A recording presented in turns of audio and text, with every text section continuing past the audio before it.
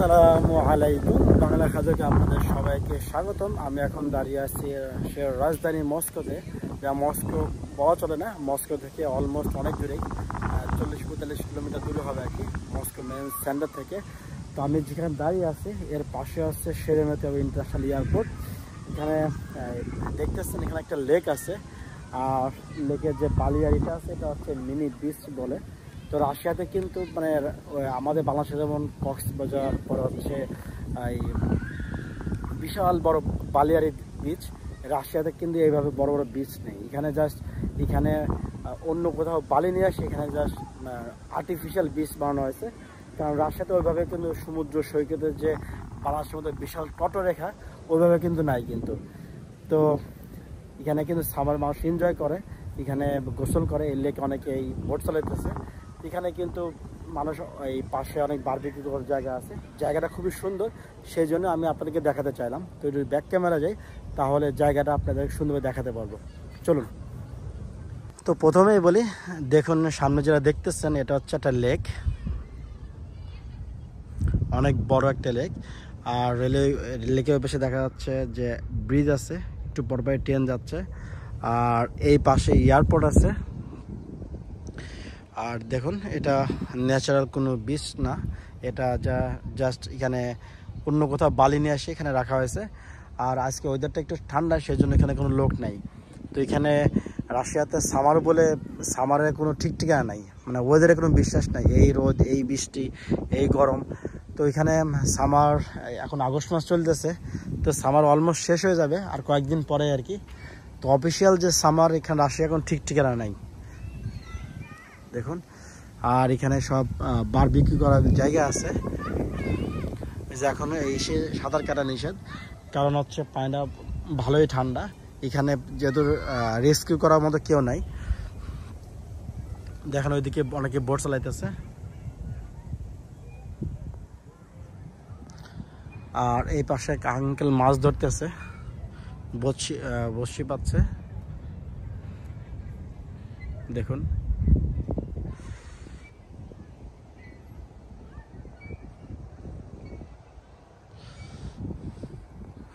চলুন আশেপাশে একটু ঘুরে দেখি। দেখুন ব্রিজ উপর দিয়ে ট্রেন যাচ্ছে।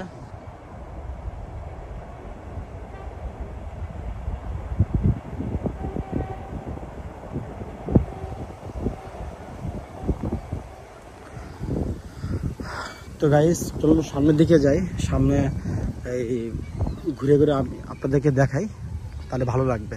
চলুন সামনের দিকে যাই।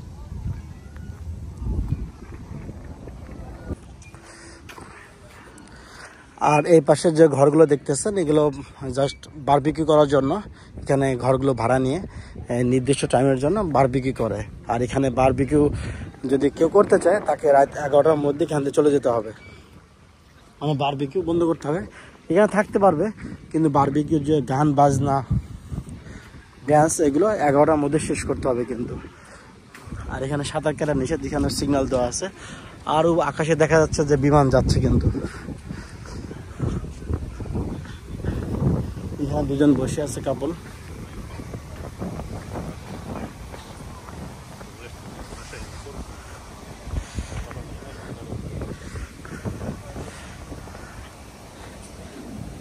এই পাশে একজন মাছ ধরতেছে, জানি না মাছ পাইছে কিনা। আর এখানে দেখুন দুজন বুড়া, তারা বিকালে হাঁটতে বের হয়েছে। আর আগেই বলেছে আজকে ওয়েদারটা একটু ঠান্ডা, তারা জ্যাকেট পরে বের হয়েছে কিন্তু।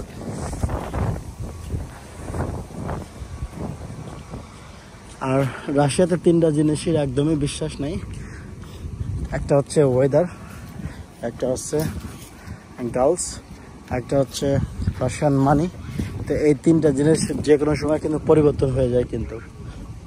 ইভেন এই জঙ্গলে এখানে আগুন ধরা নিষেধ, বারবিকিউ করা নিষেধ, বারবিকিউ করার জন্য নির্দিষ্ট জায়গা দেওয়া আছে কিন্তু।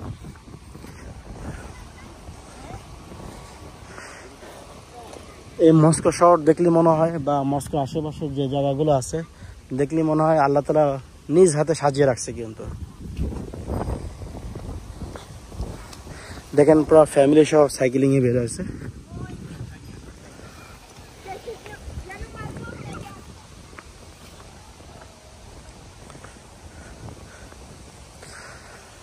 2 মাস আগে এই লেকে আমি সাঁতার কেটেছি।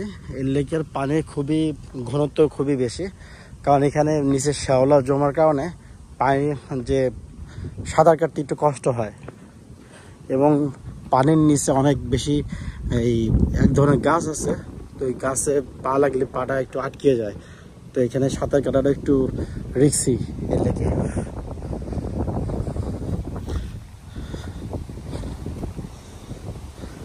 জায়গাটা কিন্তু অসাধারণ সুন্দর। চলো একটু লেকের কাছে যাই। এখানে কত সুন্দর বসার জায়গা করে রাখছে।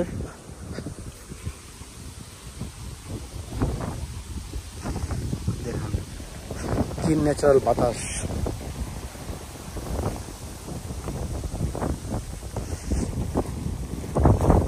দেখেন এখানে বসার মতো কেউ নাই। এরকম মানে এই লেক জুড়ে এরকম যে কত আছে তার কোনো অন্ত নাই কিন্তু। আর রাশিয়াতে প্রায় অলমোস্ট 1 লক্ষেরও বেশি নদী আছে। আমি যেখানে 360 ডিগ্রি দেখাই তাহলে ভালো লাগবে।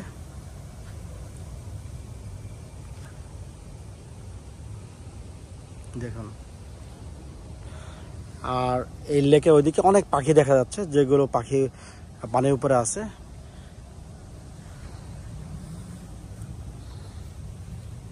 দেখুন, আর এখানে কিছু বিল্ডিং আছে থাকার জন্য।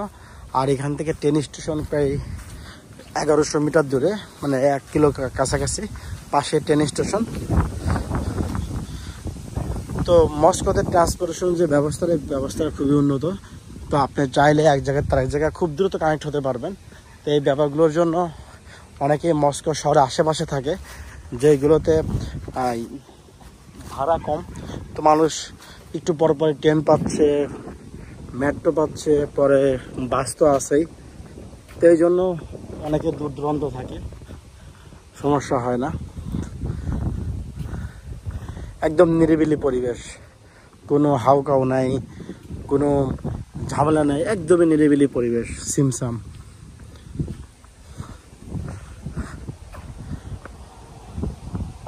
সম্ভবত এই লেকটা কোনো নদীর সাথে কানেক্টেড, সেই জন্য ওখানে কিন্তু দেখা যাচ্ছে স্পিড বোট, জাহাজ টাইপের কিছু আর কি,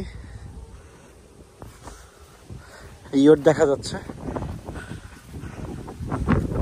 তাছাড়া এখানে কিন্তু শুধু লেকের জন্য কিন্তু এই বোট বা ইয়টগুলো রাখা সম্ভব না, কারণ যখন উইন্টার আসবে তখন কিন্তু এগুলো একদমই জমে যাবে। কিন্তু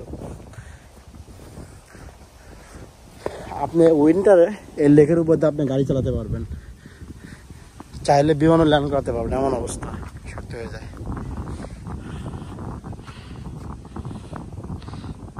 দেখুন,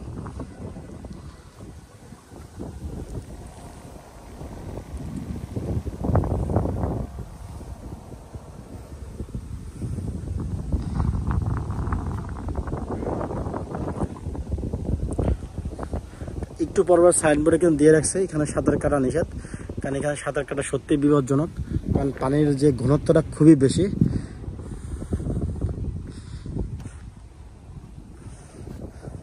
ওই পাশে দিয়ে কিছু বাড়িঘর দেখা যাচ্ছে। আমরা যদি মস্কো শহরের উপর থেকে দেখি তাহলে পরটা দেখে একদম পুরো জঙ্গল মনে হয়, একদমই জঙ্গল, মানে মনে হয় কি পরটা শুধু জঙ্গল আর জঙ্গল, মানে এত বেশি গাছগাছালি যে বলার বাইরে। ইভেন মস্কো একদম শহরের ভিতরেও অনেক বেশি জঙ্গল থাকে।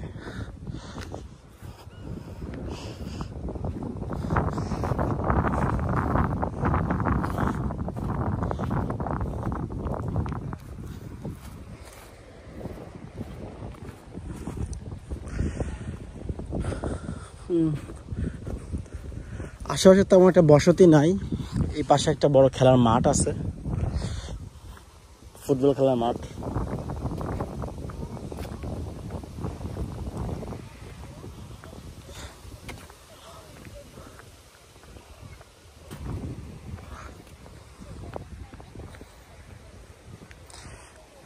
তো গাইস, ভিডিও এখানে শেষ করতেছি, কারণ বেশি লম্বা হয়ে যাবে। তো ভালো থাকবেন সবাই। আর আমার ভিডিও সম্পর্কে, আমার কন্টেন্ট সম্পর্কে যে কোনো কমেন্টস বা কিছু বলার থাকে অবশ্যই কিন্তু কমেন্টসে জানাবেন। কিন্তু সবাই ভালো থাকবেন। আল্লাহ হাফেজ।